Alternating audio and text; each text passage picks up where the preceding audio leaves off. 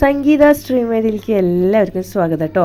അപ്പോൾ ഞാൻ ഈ ഒരു കവറായിട്ട് പിടിച്ച് നിൽക്കുന്നത് എന്താണെന്നറിയോ, ഇത് ഉപ്പിലിട്ട പൈനാപ്പിളും മാങ്ങയാണ് കേട്ടോ. ചനച്ച മാങ്ങ ഉണ്ടായിരുന്നേ, അതാണ്. അപ്പോൾ ഞങ്ങൾ അന്ന് ഹോസ്പിറ്റലിലേക്ക് പോയിട്ട് തിരിച്ചു വരുമ്പോൾ ബസ്സിലാണല്ലോ തിരിച്ചു വന്നത്.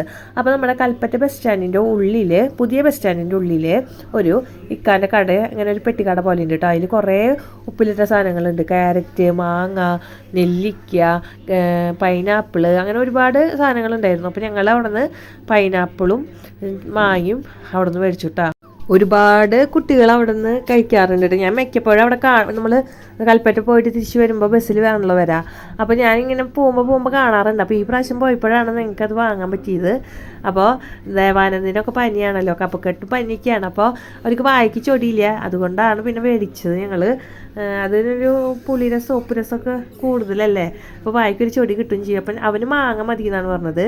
അപ്പോൾ ഞാൻ പറഞ്ഞു എനിക്ക് പൈനാപ്പിൾ വേണം. അപ്പോൾ ഉണ്ണിക്കുട്ടന് മാങ്ങയും എനിക്ക് പൈനാപ്പിളായിട്ട് ഞങ്ങൾ വാങ്ങിച്ചതാണ് കേട്ടോ.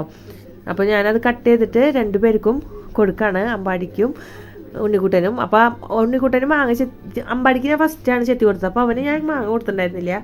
ഉണ്ണിക്കുട്ടന് മാങ്ങ ചെത്തി കൊടുക്കണുണ്ട്. അപ്പോൾ അവനത് വേണമെന്ന് പറഞ്ഞിട്ട് കരഞ്ഞിട്ട് വന്നിട്ട് എൻ്റെ അടുത്ത് നിൽക്കുകയാണ് കേട്ടോ. ആളങ്ങനെയാണ്, എല്ലാ സാധനവും വേണം.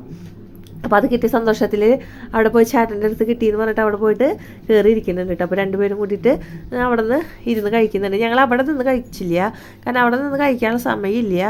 ഒന്നാമത്തത് ചേട്ടന് ഞങ്ങളെ കൊണ്ടാക്കിയിട്ട് വേണം ഓടാൻ പോകണമെങ്കിൽ.